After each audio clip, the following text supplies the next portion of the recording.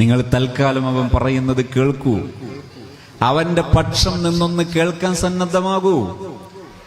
ഈ കേൾവി active listening ആയിരിക്കണം, സശ്രദ്ധമായ കേൾവിയായിരിക്കണം. അങ്ങനെ സശ്രദ്ധമായ കേൾവി നമ്മുടെ മക്കളെ കേൾക്കുന്നൊരു മനസ്സ് നമുക്കുണ്ടെങ്കിൽ ആ മക്കളെന്തും തുറന്ന് ഈ രക്ഷിതാവിനോട് പറയും. എത്രത്തോളം സ്കൂളിൽ നിന്ന് സാധാരണ സംഭവിക്കരുതാത്തൊരു സംഭവം ഉണ്ടായാൽ കുട്ടിക്കത് ആരോട് പറയണമെന്ന് തോന്നണം? ഉമ്മയോട് ഉപ്പയോട് പറയണം എന്ന് തോന്നണം. ഈവൻ എത്രത്തോളം എന്നറിയോ? ഒരു കുട്ടിക്കൊരു ക്രഷ് തോന്നുന്നു, ഒരു ആൺകുട്ടിക്കൊരു പെൺകുട്ടിയോട്, നമ്മുടെ മക്കൾക്ക് മറ്റൊരു ആൺകുട്ടിയോട് ഒരു പ്രത്യേകമായ താല്പര്യം തോന്നുന്നു. അതൊരു ബന്ധോ ആകാശം പൊട്ടി വീണതുപോലെയുള്ള അസാംഗത്യമായി അല്ല കാണേണ്ടത്, മറിച്ച് അത് കേൾക്കാൻ മനസ്സുള്ളൊരു രക്ഷിതാവായിട്ട് രക്ഷിതാവ് മാറണം. ഇത് ഞാൻ പറയുമ്പോ തീർത്ത് കേൾക്കണം കേട്ടോ. ഈ അടുത്തൊരു ദിവസം കുറച്ചു മുമ്പ് ഒരു രക്ഷിതാവ് വന്നു. ഒരു ഫാർമസിയിൽ ജോലി ചെയ്യുന്ന ഒരു ഫാർമസിസ്റ്റായി വർക്ക് ചെയ്യുന്ന മകളെയും കൂട്ടിയിട്ടാണ് വരുന്നത്. സതെ, ഇന്ന് രാവിലെ ഞാൻ 35,000 ഫോൺ എറിഞ്ഞു പൊട്ടിച്ചിട്ടാ വരുന്നത്. എന്തെങ്കിലും ഒരു പരിഹാരം ഉണ്ടാക്കണം, ഇമ്മീഡിയറ്റ്ലി സൊല്യൂഷൻ വേണം. എന്ത് പറ്റി?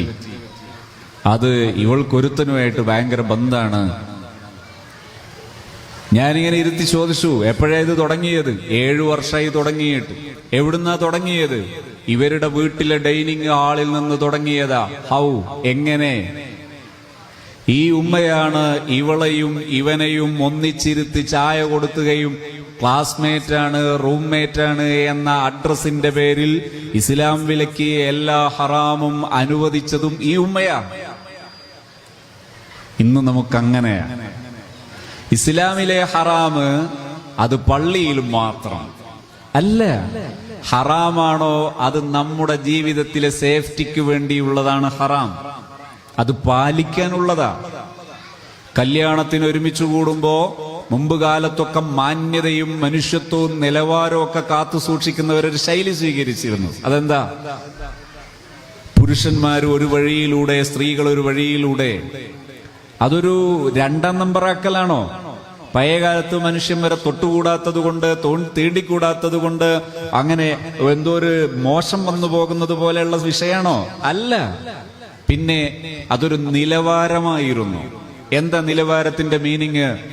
പുരുഷൻ സ്ത്രീ എന്നത് പരസ്പരം ആകർഷണീയമായ, ആകർഷിക്കപ്പെടേണ്ട നാച്ചുറുള്ള, ബയോളജിക്കൽ സ്ട്രക്ചറുള്ള ജീവിയാണ് മനുഷ്യൻ. പ്രായപൂർത്തിയായ ഒരു പുരുഷന് പ്രായപൂർത്തിയായ ഒരു സ്ത്രീയോട്, ഈ ലൈംഗികമായ പക്വതയാർന്ന പുരുഷന് സ്ത്രീയോട് താല്പര്യം തോന്നുക എന്നുള്ളത് ഞരമ്പ് രോഗം അല്ല, അത് ആരോഗ്യമാണ്. 18ഉം 20ഉം വയസ്സായിട്ട് ഒരുത്തം പറയാ എനിക്ക് പെൺകുട്ടികളെ കണ്ട ഒന്നും തോന്നുന്നില്ല എന്ന് പറയുന്നെങ്കിൽ അവനെ കല്യാണമൊന്നും കഴിപ്പിക്കരുത്. ഡോക്ടറെ കാണിച്ചിട്ട് രോഗമൊക്കെ മാറിയിട്ടേ കല്യാണം കഴിപ്പിക്കാവൂ. ഒരു പെൺകുട്ടിക്കും അങ്ങനെ തന്നെയാ. ഇന്ന് പലരും അങ്ങനെ വാദഗതി ഉന്നയിക്കുന്നു. അത് മണ്ടത്തരമാണ്.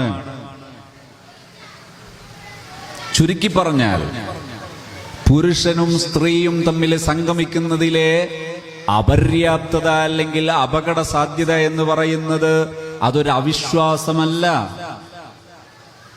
അത് അവിശ്വാസമല്ല. കാരണം ഒരു പുരുഷൻ, ഒരു സ്ത്രീ, പുരുഷന്റേതായ സ്പേം ഉൽപ്പാദിപ്പിക്കപ്പെടുന്ന സമയം മെന്റലി അവനിലുണ്ടാകുന്ന കെമിക്കൽ റിയാക്ഷൻ, സ്വഭാവത്തിലെ, പെരുമാറ്റത്തിലെ, ചിന്താഗതിയിലെ മാറ്റം, അത് ബയോളജിക്കലായി സ്വാഭാവികമാണ്.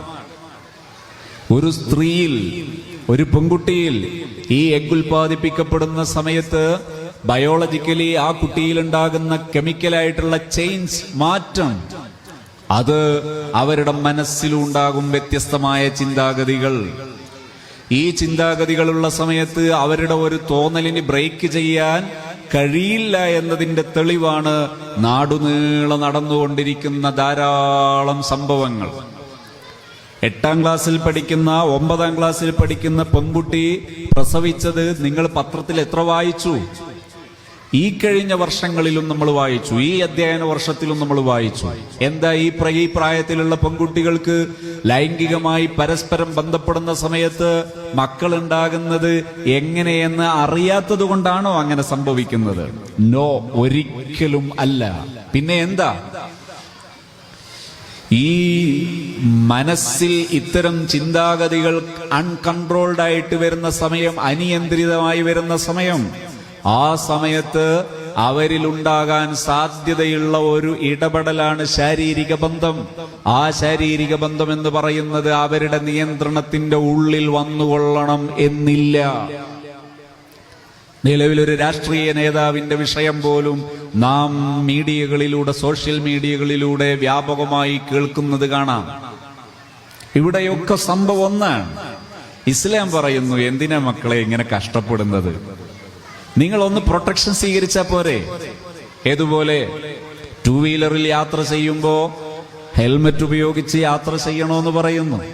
അപ്പൊ ഞാൻ ചോദിക്കുന്നു, ഞാൻ 18 കൊല്ലമായി എനിക്ക് ലൈസൻസ് കിട്ടിയിട്ട്, ഈ ലൈസൻസ് കിട്ടിയിട്ടുള്ള ഇത്രയും കാലയളവിൽ ഇന്നുവരെ ഞാൻ 5 ലക്ഷം കിലോമീറ്റർ ഈ 2 വീലറിൽ യാത്ര ചെയ്തു, ഒരു തവണ പോലും ഞാൻ വീണിട്ടില്ല, ഞാൻ ഹെൽമറ്റ് ധരിക്കണ്ടല്ലോ എന്ന് ചോദിച്ചാൽ ആരെങ്കിലും അംഗീകരിക്കുവോ? ഇല്ല. പിന്നെ എന്തേ? പുരുഷനും സ്ത്രീയും സംഗമിക്കുന്ന സമയത്ത് പരസ്പരം താല്പര്യം തോന്നുകയില്ലെന്ന ഈ ഒരു ശാസ്ത്രവും അംഗീകരിക്കാൻ പറ്റാത്ത, ഒരു ബയോളജിയിലും സ്വീകരിക്കാൻ കഴിയാത്ത ഈ കാഴ്ചപ്പാടുകൾ മുന്നോട്ട് വെക്കുന്നത് എന്തിനാ? എന്നിട്ട് ബാപ്പാക്ക് മക്കളെ നഷ്ടപ്പെടുന്നത്, ഉമ്മാക്ക് മക്കളെ നഷ്ടപ്പെടുന്നത് എന്തിനു പറയണം? ഇങ്ങനെ തോന്നുന്ന ബന്ധത്തിന് പറയുന്ന പേരാണ് പലപ്പോഴും പ്രണയം എന്ന് പറയുന്നത്. പ്രണയബന്ധങ്ങളിലൂടെ രൂപപ്പെടുന്ന വിവാഹബന്ധങ്ങളിലെ 80% വരെ എന്ന് ഞാൻ പലപ്പോഴും പറയാറുണ്ട്. പക്ഷേ അത് കേൾക്കുന്ന പലരും പറയാറുള്ളത് 100% എന്നാ പറയാറുള്ളത്. ഈ പ്രണയത്തിലൂടെ രൂപപ്പെടുന്ന വിവാഹബന്ധങ്ങളെല്ലാം വലിയൊരു ശതമാനം പരാജയത്തിൽ ചെന്ന് കലാശിക്കുന്നു. പരാജയത്തിൽ ചെന്ന് കലാശിക്കുന്നു എന്ന് പറയുമ്പോ ചിലരൊക്കെ കരുതും അവിടെ തീരുന്നു. ഇല്ല, തലമുറകളോളം പോകും അതിന്റെ ഭവിഷ്യത്ത്. കോഴിക്കോട് ടൗണിലെ ഒരു കോളനിയിലെ ഒരു 60ഓളം വരുന്ന ഫാമിലി താമസിക്കുന്ന ഒരു കോളനിയിലേക്ക് ഞങ്ങള് ഒരു സേവന പ്രവർത്തനത്തിന്റെ ഭാഗമായി കടന്നു ചെന്നപ്പോ കണ്ടൊരു ചിത്രം ഞാൻ ഇപ്പോഴും മറക്കുന്നില്ല. എന്തായിരുന്നു? ഒരു സഹോദരി ഫുട്പാത്തിൽ കാർബോർഡ് വിരിച്ചിട്ട് ചോര കുഞ്ഞിനെ കിടത്തിയിരിക്കുന്നു, മുലയൂട്ടിക്കൊണ്ടിരിക്കുന്ന കുഞ്ഞിനെ. ഈ പെണ്ണ് താമസിക്കുന്നത് ഒരു ചെറിയ കുടിലിലാണ്. ഈ പെണ്ണിന് 4ഓളം മക്കൾ ഇപ്പോൾ നിലവിലുണ്ട്. 4ഉം ആരുടേതാണെന്ന് പറയാൻ കഴിയാത്തതാണ്. ഈ സഹോദരി ആരാണെന്നറിയുമോ? കേരളത്തിലെ ഒരറിയപ്പെട്ട മുസ്ലിം തറവാട്ടിലെ ഒരു സമ്പന്ന കുടുംബത്തിൽ നിന്നുള്ളവളാണ് ഈ സഹോദരി. വിവാഹത്തിനോടടുത്ത ദിവസം തനിക്ക് പ്രണയം തോന്നിയ പുരുഷന്റെ കൂടെ 50ഓളം പവനുമെടുത്തിറങ്ങിയ സഹോദരിയാണിത്. കോഴിക്കോട് പട്ടണത്തിലെ അറിയപ്പെട്ട പല ലോഡ്ജുകളിലും മാറി മാറി താമസിച്ചു. കൂടെയുണ്ടായിരുന്ന പൊന്നിന്റെ അളവ് തീർന്നു തുടങ്ങിയപ്പോ പിതായി കൂടെയുള്ള കാമുകന്റെ സ്വഭാവം മാറി, ആള് മാറി. അങ്ങനെ അടുത്ത കാമുകനിലേക്കുള്ള മാറ്റത്തിനും വിധേയയായി. അങ്ങനെ 5-6 പേരിലേക്ക് ഇപ്പൊ മാറി നിൽക്കുന്നു. ഇപ്പോൾ ഇത്രയും മക്കളുണ്ട്. ഏത് മകൻ ആരുടേതാണെന്ന് പറയാൻ കഴിയാത്ത അസഹനീയമായ ജീവിതത്തിന്റെ ചിത്രവുമായി നിൽക്കുന്നത് ഒന്നാണെന്ന് നിങ്ങൾ കരുതരുത്. അങ്ങനെയുള്ളത് അതിന്റെ എത്രയോ മടങ്ങാണ്. ഇത്രയും ദാരുണമായ മാനുഷികമായ ദുരന്തങ്ങൾ നിലനിൽക്കുമ്പോ മനുഷ്യത്വമുള്ളവർക്ക് പറയാൻ കഴിയുമോ? പുരുഷനും സ്ത്രീയും അന്യപുരുഷനും അന്യ സ്ത്രീയും സംഗമിക്കുന്നിടത്ത് പരിധികൾ വേണം, പരിമിതികൾ വേണം, അവിടെ നിയമങ്ങൾ വേണമെന്നത് മനുഷ്യത്വമുള്ളവനതിനെതിര് പറയോ? ഇല്ല. നല്ല ബുദ്ധിയുള്ളവരൊക്കെ പറയും കൃത്യമായി ആവശ്യമുള്ള ഒരു മാന്യതയുള്ള സമീപന രീതിയാണ് പുരുഷനും സ്ത്രീയും കഴിയേണ്ടതായ പ്രൊട്ടക്ഷനുകൾ സ്വീകരിക്കണം. ഒരു 2 വീലറിൽ യാത്ര ചെയ്യുന്ന സമയത്ത് ഒരു ഹെൽമറ്റ് ധരിക്കണമെന്ന നിയമം പഠിക്കുന്ന ആ ലാഘവമെങ്കിലും ഇതിന് കാണിച്ചിരുന്നെങ്കിൽ എത്ര നന്നായിരുന്നു എന്ന് പലപ്പോഴും തോന്നാറുണ്ട്. ഇവിടെ എനിക്കെൻ്റെ ബഹുമാന്യരായ സഹോദരങ്ങളോട് സൂചിപ്പിക്കാനുള്ളത്, നാം നമ്മുടെ മക്കളോടുള്ള സമീപനത്തിൽ ഇവിടെ മാറണം. അതായത് നമ്മുടെ പെൺകുട്ടികളോട്, നമ്മുടെ ആൺകുട്ടികളോട് തുറന്ന് സംസാരിക്കണം. പക്ഷേ അരുതായ്മകൾ വരുന്ന സമയത്ത് അരുതായ്മകളെ അലങ്കാരമാക്കരുത്. ചിലപ്പോൾ അജ്ഞതകൾ മനുഷ്യന് വല്ലപ്പോഴൊക്കെ പറ്റിപ്പോകാം. അജ്ഞതയെ അലങ്കാരമാക്കരുത്. ഈ ഉമ്മ എന്റെ കുട്ടി ഫാർമസി മെഡിക്കൽ സയൻസ് പഠിക്കുകയാണെന്ന ആ ഗർവിന്റെ പേരിൽ ഇസ്ലാം ഹറാമാണെന്ന് പറഞ്ഞതിനെ ഊതിക്കാറ്റിൽ പറത്തി. ഇപ്പോൾ എല്ലാ വേദനയും ആഗോളം പേറി നിൽക്കുകയാണ് ഉമ്മ. 35,000 ഫോണ് എറിഞ്ഞുടച്ച ആ ഭയങ്കര ധീരതയുടെ പട്ടം ചണിഞ്ഞിരിക്കുകയാണ് ഇപ്പോൾ ആ സഹോദരി. വേണോ ഇത്തരം മംഗത്തരങ്ങൾ? വേണോ?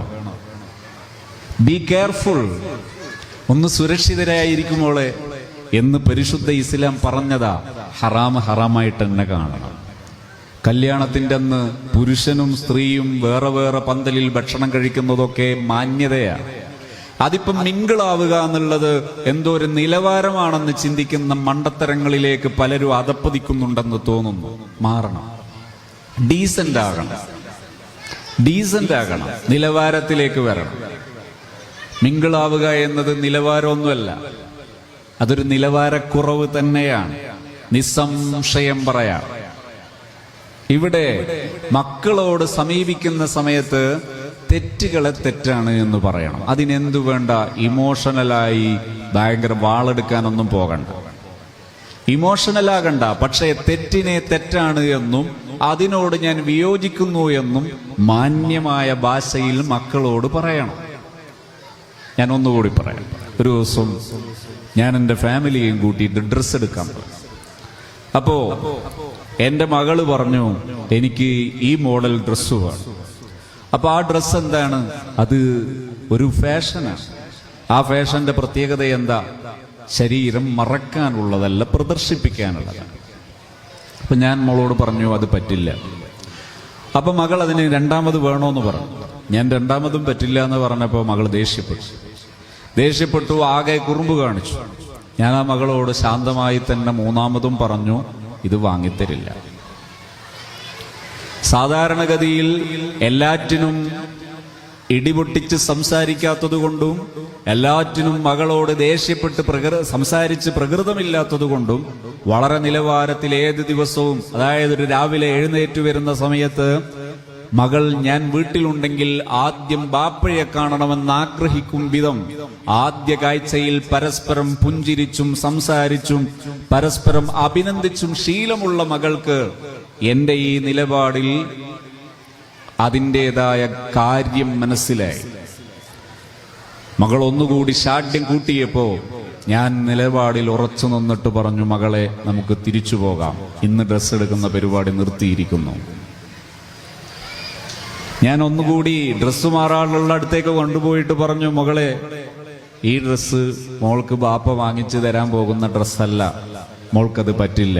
അതുകൊണ്ട് പറ്റുന്ന ഡ്രസ്സ് വാങ്ങിച്ചു തരും, അതിൽ നിനക്ക് അഭിപ്രായം പറയാം. ഇല്ലെങ്കിൽ ഇപ്പോൾ നമുക്ക് തിരിച്ചു പോകാം, പിന്നൊരു ദിവസം വരാം. 2-3 മിനിറ്റ് എടുത്ത് കാണും. മകള് പറഞ്ഞു, വാപ്പ പറയുന്ന ഡ്രസ്സ് മതി. കഴിഞ്ഞ ദിവസം, ഇതൊരു 6 മാസം മുമ്പോ അല്ലെങ്കിൽ ഒരു വർഷം മുമ്പോ ആയിരിക്കാം ഈ സംഭവം. കഴിഞ്ഞൊരു ദിവസം ഒരു ഡ്രസ്സ് എടുത്തു വന്നു. ഒരു കുഴപ്പമില്ലാത്ത ഡ്രസ്സ് തന്നെ എടുത്തു. വീട്ടിൽ വെച്ച് ഞാൻ തമാശക്ക് പറഞ്ഞു, ഇപ്പൊ ഭയങ്കര ഡ്രസ്സൊക്കെ ആയിട്ടുണ്ടല്ലോ. അപ്പൊ എന്നോട് പറഞ്ഞു, പാപ്പാക്ക് ഇഷ്ടമില്ലെങ്കിൽ ഞാൻ എടുക്കൂലായിരുന്നല്ലോ. ഞാൻ തമാശക്ക് പറഞ്ഞതാ. ഞാൻ പറയുന്നത്, മക്കളോട് നാം ഫേമായി പറഞ്ഞ് ശീലിച്ചാൽ മക്കൾ സ്വീകരിക്കും. പക്ഷേ മക്കൾ ചിലപ്പോഴൊക്കെ ഒന്ന് ഇടഞ്ഞു നോക്കും. എത്ര ഇടഞ്ഞാലും ഹറാമിന്റെ മുമ്പിൽ അഴകുഴമ്പൻ നിലപാട് പറയുന്ന മുദാഹിനാകരുത് ഒരു മുസ്ലിമായ മനുഷ്യൻ. നിലപാടിൽ ഉറച്ചു നിൽക്കണം. പ്രിയപ്പെട്ട ഉമ്മമാരെ, നിങ്ങൾ ഈ വിഷയത്തിൽ വളരെയേറെ ശ്രദ്ധിക്കണം. അല്ലെങ്കിൽ ജീവിതത്തിൽ തീ തിന്നേണ്ടി വരും.